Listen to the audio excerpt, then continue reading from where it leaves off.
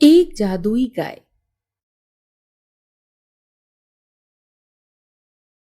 یہ کہانی ہے کشن پور نام کے ایک گاؤں کی، جہاں سورج اپنے دو چھوٹے بھائیوں ابھے اور ریتک کے ساتھ رہتا تھا۔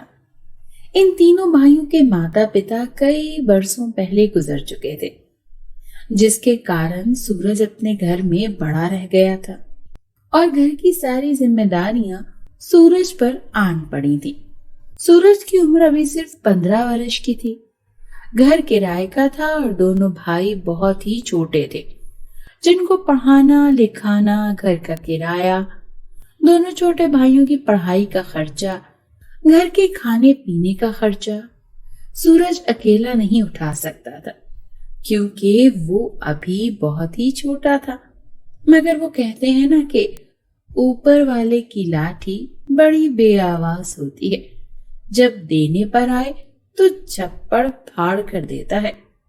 سورج کو خود بھی پڑھنے لکھنے کا بہت شوق تھا، مگر گھر کے حالات ایسے نہیں تھے کہ سورج اپنی پڑھائی کو جاری رکھ سکتا، اسی لیے اسے پڑھائی کو الوداع کہنا پڑا۔ اب سورج کی زندگی میں ایک ہی مقصد رہ گیا تھا، وہ تھا اپنے دونوں چھوٹے بھائیوں کی اچھی پرورش کرنا، انہیں اچھی تعلیم دلوانا اور انہیں اچھے سنسکار دینا۔ سورج اسی طرح گاؤں کے بازار میں چلا جاتا تھا، کسی کی بوریاں اٹھاتا، کسی کا پھل بیچتا، تو کبھی کسی کا سامان ایک جگہ سے دوسری جگہ لے جایا کرتا۔ اسے جو کام ملتا تھا وہ کبھی بھی انکار نہیں کرتا تھا، اور اس سے اسے جو کچھ بھی ملتا وہ اس سے گھر کا گزر بسر کرتا تھا۔ مگر یہ تو ہوئی ہوائی روزی، پھر اس سے اگر گھر چلتا بھی تو کب تک چل سکتا تھا؟ اسی طرح گھر کے حالات بہت ہی خراب ہونے لگتے، گھر کا کرایہ ختم ہو گیا تھا، جس کارن مالک مکان گھر خالی کرانے کا بول دیتا ہے۔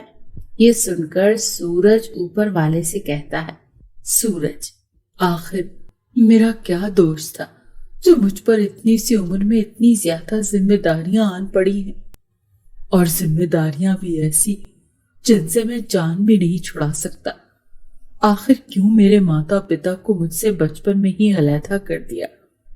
اوپر سے میرے پاس پیسے نام کی کوئی چیز نہیں ہے، میں کروں بھی تو کیا کروں؟ اے بھگوان، اب تو ہی بتا کہ میں کیا کروں، میں بہت ہی پریشان ہو کر رہ گیا ہوں۔ سورج غریب ضرور تھا، مگر دل کا بہت ہی اچھا تھا۔ وہ بھکاریوں اور غریب لوگوں کا بہت ہی اچھے طریقے سے خیال رکھا کرتا تھا، جبکہ اس کے پاس کھانے کے لیے کچھ بھی نہیں تھا، مگر پھر بھی وہ دوسروں کی مدد کیا کرتا تھا۔ سورج کے کام کرنے کے باوجود بھی اس کے گھر کا گزر بسر بہت ہی مشکل ہو گیا تھا۔ جب سورج نے دیکھا کہ اس کے گھر کا گزر بسر بہت ہی مشکل ہوتا جا رہا ہے، تو ایک دن وہ پریشانی کی حالت میں جنگل کی طرف چل پڑا اور سوچتا ہے کہ ہو سکتا ہے کہ جنگل میں میرے لیے کوئی ایسا کام ہو جسے میں کر سکوں۔ تبھی اسے زوردار بادل گرجنے کی آواز سنائی دیتی ہے اور وہ سمجھ جاتا ہے کہ بارش آنے والی ہے، کیونکہ وہ جنگل کے بیچوں بیچ تھا، اسی لیے وہ اپنا سر چھپانے کے لیے جگہ تلاش کرنے لگا۔ اس دوران زوردار بارش آنے لگتی ہے اور سورج کو اپنے بھائیوں کی بھی چنتا ہونے لگتی ہے، مگر وہ زوردار بارش میں جاتا بھی تو کہاں جاتا، اسی لیے وہ وہیں جنگل میں ہی رک گیا۔ اس طرح کافی سمے گزرنے کے بعد بارش رک جاتی ہے اور سورج بڑی مشکل سے راستہ بناتا ہے اور اپنے گھر کی طرف چل پڑتا ہے۔ تبھی راستے میں اسے ایک جانور کے بولنے کی آواز سنائی دیتی ہے۔ پھر سورج اس آواز کا پیچھا کرنے لگتا ہے اور اس آواز کا پیچھا کرتے ہوئے ایک دلدل کے قریب جا پہنچتا ہے، جہاں پر جا کر وہ دیکھتا ہے کہ ایک گائے پھنسی ہوئی ہے اور مدد کے لیے چلا رہی ہے۔ پھر سورج سوچتا ہے کہ آخر میں نے تو گھر ہی جانا ہے، کیوں نہ میں جاتے جاتے اس گائے کی مدد ہی کر دوں، ہو سکتا ہے میرے کارن ہی اس کی جان بچ جائے۔ फिर वो एक रस्सी तलाश करता है और उसकी मदद से गाय को खींचने लगता है।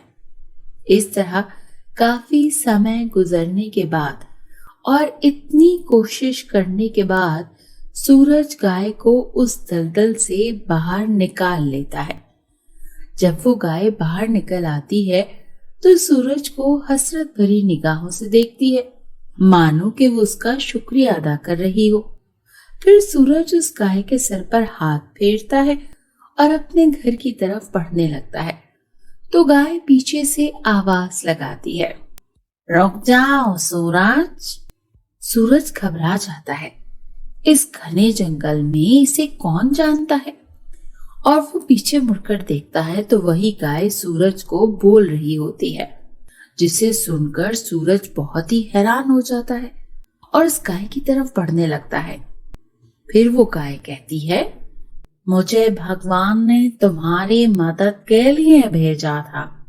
ये तुम्हारे लिए एक आजमाइश थी कि तुम मुझे मुसीबत में फंसा देखकर मेरी मदद करोगे या नहीं करोगे, और तुम इस आजमाइश पर पूरा उतरे, इसलिए तुम मुझे अपने साथ ले जाओ। जिसे सुनकर सूरज उस गाय को साथ ले जाने का सोचता है। फिर वो गाय उस सूरज से कहती है, मैं रोज तुम्हें सोने के सिक्के दिया करूंगी, जिसके कारण तुम अपना घर चलाना। ये सुनकर सूरज बहुत खुश हो जाता है और उस गाय को अपने साथ अपने घर ले आता है।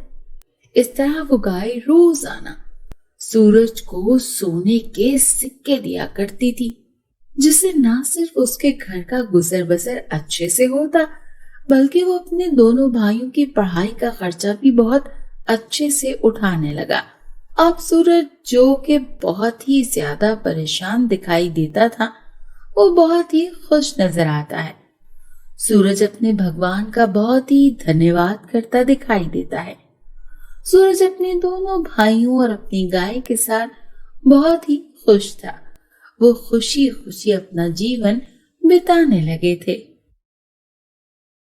मत में ही इतनी तकलीफ लिखी है कि जीने की इच्छा ही नहीं होती। राजू ये सब बातें झोपड़ी के बाहर से सुन रहा था और तभी बोला, अरे भैया, क्या परेशानी है? इतनी रात को क्यों झगड़ रहे हो? देखो भैया, आप अपना काम करिए और यहाँ से जाइए। मेरे पास कोई काम नहीं और पैसा भी नहीं।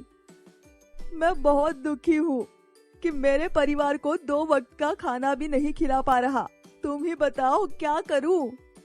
मैं शहर से कुछ खाने का सामान लेकर अपने गांव जा रहा था, तभी देखा तो आपके पास आया हूँ। चलो आज उसी से काम चला लो, कल से मैं आपके काम की व्यवस्था करवा दूंगा। देखो भैया, मैं भीख नहीं मांगता, मेरे बच्चों के सामने मेरा आत्मसम्मान भी नहीं खोना चाहता। आप बहुत भले आदमी जान पड़ते हैं, आपका धन्यवाद, पर हम आपसे कुछ भी नहीं ले सकते। अरे भैया, बच्चों के बारे में तो कुछ सोचिए। उन्होंने कुछ नहीं खाया है, उन्होंने कुछ खाया नहीं, भूख से हालत खराब हो रही होगी।